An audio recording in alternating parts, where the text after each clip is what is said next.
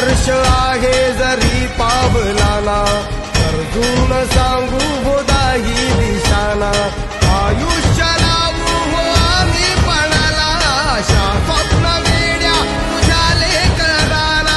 आधार लाभो तुझ्या सबुलीचा, तू दुःख हरता भक्तगणांचा दाता.